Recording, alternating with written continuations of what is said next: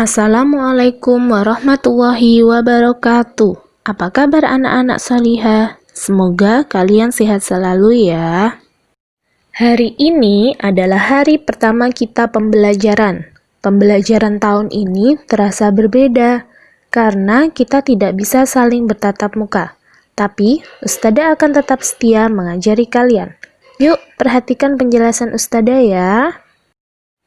Pada pembelajaran tema hari ini, kita akan mempelajari tentang bab pokok pikiran dan kalimat penjelas. Di dalam cerita, biasanya terdapat beberapa paragraf. Paragraf sendiri artinya adalah kumpulan kalimat yang saling berhubungan dan membentuk sebuah ide atau gagasan baru. Di setiap paragraf memiliki pokok pikiran. Pokok pikiran disebut juga ide pokok atau gagasan pokok. Pokok pikiran adalah masalah utama yang dibahas atau diungkapkan dalam bacaan. Biasanya pokok pikiran terletak di awal, di awal dan di akhir paragraf. Pokok pikiran dalam sebuah paragraf terdapat dalam kalimat utama, dan pokok pikiran diperjelas oleh gagasan penjelas. Di dalam gagasan penjelas terdapat kalimat-kalimat penjelas. Nah, sekarang Ustadzah punya cerita. Judulnya Organ Gerak Manusia dan Hewan. Kalian bisa baca sendiri ya. Nanti Ustadzah akan terangkan di slide berikutnya. Ini lanjutan ceritanya. Kalian bisa baca lagi ya. Dalam cerita di atas tadi mempunyai 5 paragraf. Nah, di setiap paragraf itu mempunyai ide pokok. Sekarang perhatikan paragraf pertama.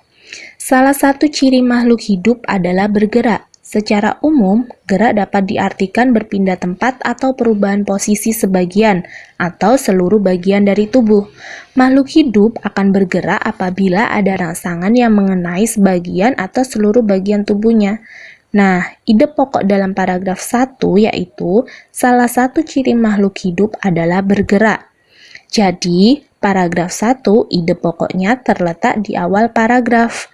Untuk bacaan yang selanjutnya berarti sebagai gagasan penjelas. Dalam paragraf 2, gerak pada manusia dan hewan menggunakan organ gerak yang tersusun dalam sistem gerak. Organ gerak berguna untuk berjalan, berlari, melompat, meloncat, memegang, menggali, memanjat, berenang, dan sebagainya. Ide pokoknya yaitu gerak pada manusia dan hewan menggunakan organ gerak yang tersusun dalam sistem gerak. Pada paragraf 3, organ gerak pada hewan dan manusia memiliki kesamaan. Alat-alat gerak yang digunakan pada manusia dan hewan ada 2 macam, yaitu alat gerak pasif berupa tulang dan alat gerak aktif berupa otot. Kedua alat gerak ini akan bekerja sama dalam melakukan pergerakan. Kerjasama antara kedua alat gerak tersebut membentuk suatu sistem yang disebut sistem gerak. Ide pokoknya yaitu organ gerak manusia dan hewan memiliki kesamaan, yaitu tulang dan otot. Paragraf 4. Tulang disebut alat gerak pasif karena tulang tidak dapat bergerak dengan sendirinya. Tanpa adanya alat gerak aktif yang mempengaruhi tulang, maka tulang-tulang pada manusia dan hewan akan diam dan tidak dapat membentuk alat pergerakan yang sesungguhnya. Walaupun merupakan alat gerak pasif, akan tetapi tulang mempunyai peranan yang besar dalam sistem gerak manusia dan hewan.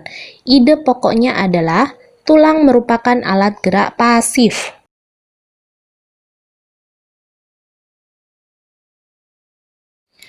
Paragraf terakhir. Otot disebut alat gerak aktif karena otot memiliki suatu senyawa kimia yang membuatnya dapat bergerak. Pada saat otot yang menempel pada tulang bergerak, otot tersebut akan membuat tulang bergerak. Ide pokoknya yaitu otot merupakan alat gerak aktif.